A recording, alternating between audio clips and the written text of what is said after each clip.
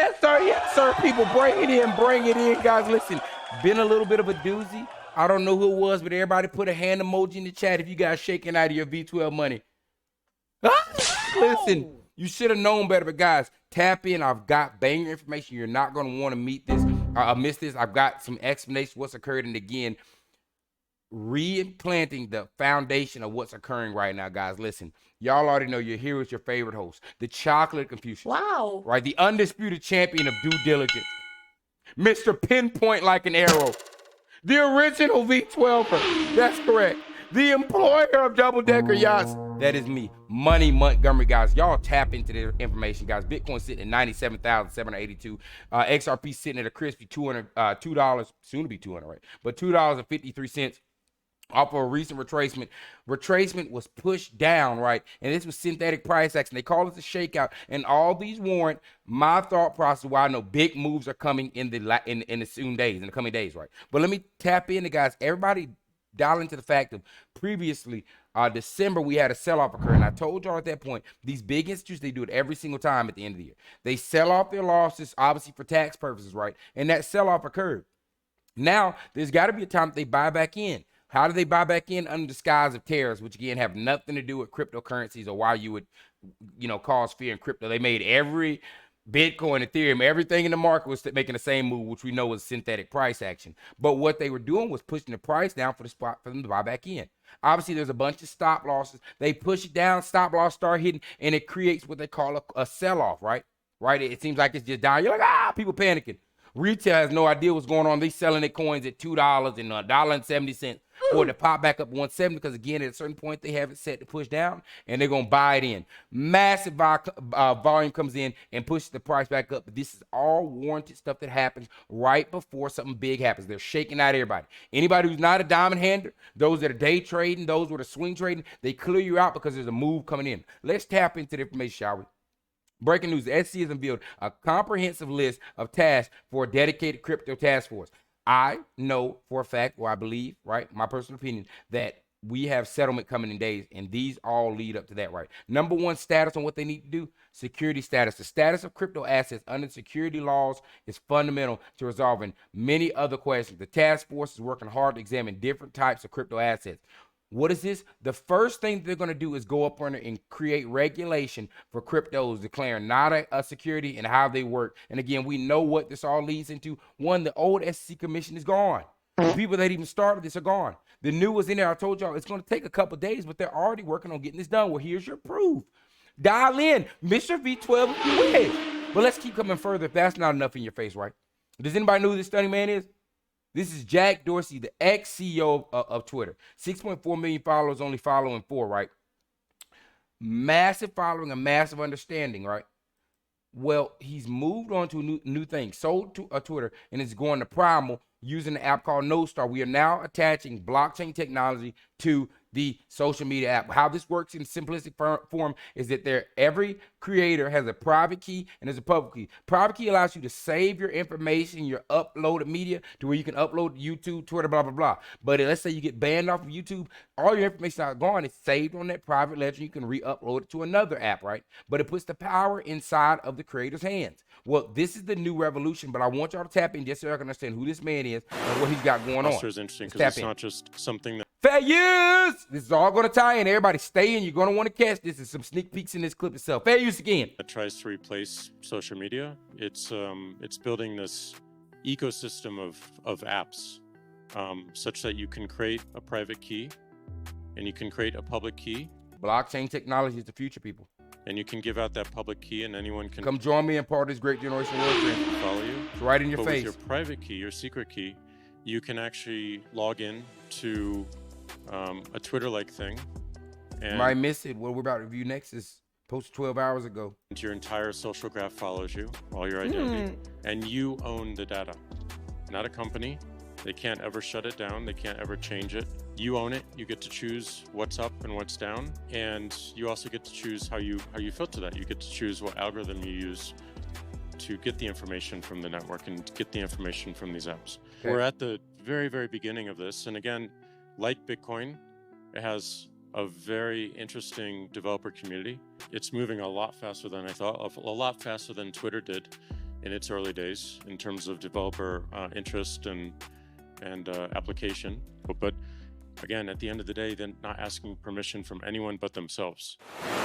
Massive information, but let's tie in, right? Again, off of his post, Jack Dorsey, all this breaking this so everybody knows who this is. Guys, now this is Michael Saylor. For those that don't understand who this is, Michael Saylor, Michael Saylor is the CEO of MicroStrategies, right? MicroStrategies, obviously, see down here.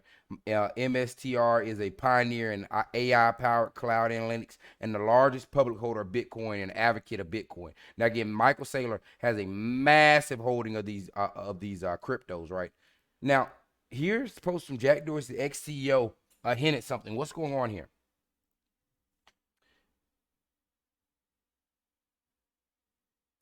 Here we have Michael Saylor, right? Jumping up and transforming into an XRP coin. Now, the community is going crazy at this point because they're like, wait a minute, what are you saying? You're saying there could be a million things. Obviously, we know the encrypted message, but I like this the best solution because it makes most sense. You think this could be a hinting at BTC is about to get tokenized on the XRPL? It would make sense to allow it to move quickly and inexpensively. Guys, as I keep telling y'all, beta test going, Bitcoin is XRP, XRP is Bitcoin. It all makes logical sense. Bitcoin's too slow, costs too much, but it holds value. There needs to be something that can convert or move those, right? XRP does that, right? But now let me tie in so y'all can understand this is not just speculation. Wow, Ripple co-founder Chris Larson sent Bitcoin on via XRP of 2013. Instead of waiting 10 minutes, I've sent Bitcoin instantly. Bitcoin will run the XRP will run on the XRP ledger. This was Chris Larson, the co-founder of XRP. They already have been testing and running Bitcoin through XRP. Let's tap in. Fair use. Behind that. Let's say I want to, let me show you in my wallet. I've got some other currencies. I want to send another one. Notice that I've also got Bitcoin in my Ripple wallet. Again, Ripple is multi-currency, and it's in Ripple is multi-currency. Again, guys, Ripple is crypto. We can transfer in anything. It's moving. It's the movement of value, internet value. To Bitcoin. So you can use your Ripple wallet. You can use the Ripple network to also send Bitcoins. Let me show you how that works real briefly. So again, I'll send my friend, this time a payment in Bitcoin. I'll choose a small amount because Bitcoins are expensive. And it's going to calculate paths. And as you can see, I've got a number of currencies I can send. I'm going to go ahead and send Bitcoin. My friend will receive Bitcoin. Confirm that transaction. System's going through a process of consensus. Once again, reached consensus. So what I just did basically is I sent Bitcoin off the Bitcoin blockchain. So instead of waiting 10 minutes that you must in the Bitcoin paradigm, I sent Bitcoins instantly. What if my friend said, well, look, I don't like any of these new math-based currencies, Ripple or Bitcoin. I operate in dollars. Just send me $1. Well, I can do that because I have a number of currencies, including dollars, in my wallet. I'll go ahead and send my friend $1. Again, we are totally multi-currency. Notice it's going to calculate a variety of options that I can send it in. So the merchant's going to get $1. And I can send whatever I want. So maybe I do actually want to use my XRP, my Ripples. I'll go ahead and send Ripples. My friend will get $1. It's going through, again, a process of consensus. Yep. And it did clear. So my friend received the $1 I sent. So now we have all this rolling in, that pending, guys. So we know big information is coming through. Let's roll through again now, guys. Today, the crypto czar David Sachs had a press conference, right? The biggest thing that I dealt off is what she talked about here. Crypto czar David Sachs says stablecoins have the potential to ensure the U.S. dominance internationally. RUSD is about to conquer the stablecoin market. Let's tap in and hear what he has to say here. 21 seconds. Fair use. Stablecoins really have the potential to now, mind y'all, guys, we only have one stablecoin backed by U.S., right? ensure Backed by U.S. and Treasury. American dollar dominance internationally, to increase the usage of the U.S. dollar digitally as the world's reserve currency, and in the process create potentially trillions of dollars of demand for U.S. Treasuries. Which now again, who is he talking about, guys? There's one stablecoin, RUSD, which is backed in U.S. Treasury. That would be what would create the demand. So what is he talking about your stablecoin? Could lower long-term interest rates. Guys, miss it if you want to. Miss it if you want to. This is officially V12 time. It's time to lock in. Shakeouts are coming for a reason. We know what's coming in days. Breaking news, Trump signs executive order to create the first U.S. strategic sovereign wealth fund. Treasury. Now, mind y'all, we listened in the last video where one of the high chairs of the EU financial space said that Bitcoin would not be in its sovereign wealth fund, which leaves what? A coin like XRP, because we know we need that liquidity. Well, here comes our sovereign wealth fund. Scott Bessent and your Secretary of Commerce, Howard. And understand that in David Sachs' press conference today, they said there was a difference between the sovereign wealth fund and then the Bitcoin reserve. He made a distinct difference, so we know that Bitcoin ain't going to be the sovereign wealth in the U.S. either. Who is? Lutnick. Is it the thing they're going to be using to move money around that's backed in the U.S. Treasury? Guys, can you put two and two together? Are you hearing me? Yes! Wake up! To begin a process that will hopefully result in the creation of an American sovereign wealth fund. It's a very exciting event. We're going to have a sovereign wealth fund, which we've never had. We have a lot of things that create wealth, and you're seeing that over the last 2 weeks. I think we've created more wealth. Other people have created de-wealth, the people, my predecessors. We're creating a lot of wealth. Scott, maybe you'd like to say something about it, and I'd ask also Howard to say something about it. Yes, sir. This is very exciting.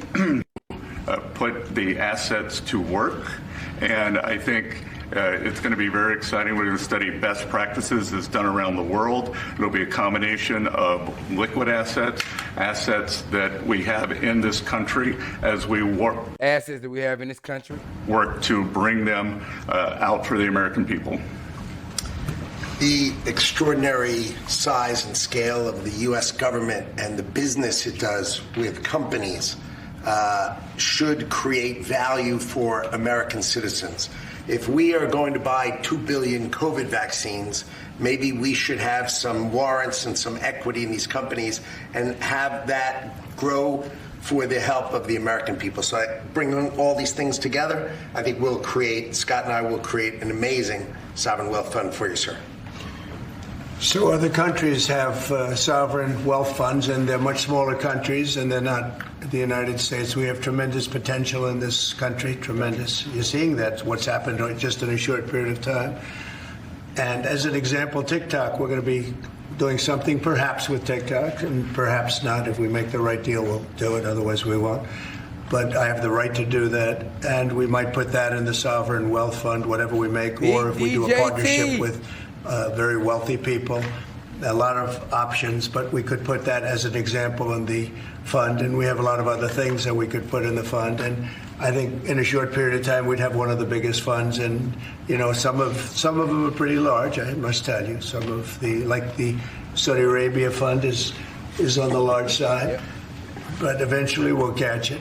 But we're going to create a lot of wealth for the fund, and I think it's about time that this country had a sovereign wealth fund, and these two gentlemen, i.e., we're about to pump some money into our crypto and our sovereign wealth fund. And some others are going to work with them very closely, and they'll be heading it up, and they're going to do a great job. Two highly respected people that have done unbelievably well in the world, in the real world. So that's a big deal, huh? Yes, sir. I think it's going to create value and be of great strategic importance. Yes, sir. Yes, sir. Keep pulling on through, shall we? There are 6 million XRP holders worldwide. That's less than 1% in the world. Are you part of the new 1%? One, I'll answer that question for you. Yes, we are. But also, people, I want everybody to understand, with this, we are less than 1% of XRP. Understand that it's not your retail selling these coins. When these price actions are occurring, they're trying to shake retail out. They don't want you in here. This is not a bunch of retail going out and selling these coins. This is a movement. Sit back. On these days that shakeouts are occurring, just sit back and put it away. And if you need to, when in doubt, all that I always do is I click my coin and I look at it. Let's go on a yearly.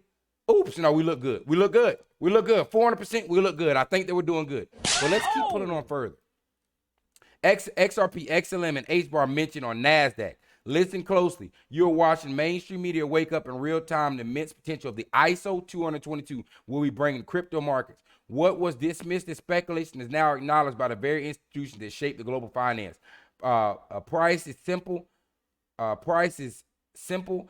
simply an attention grabber. It's what gets people talking. But the real story lies beneath the surface. Factual. Infrastructure is being built. Regulatory clarity is forming. And the financial system is quietly aligning with blockchain-based solutions that will reshape global payments, trade, and value exchange.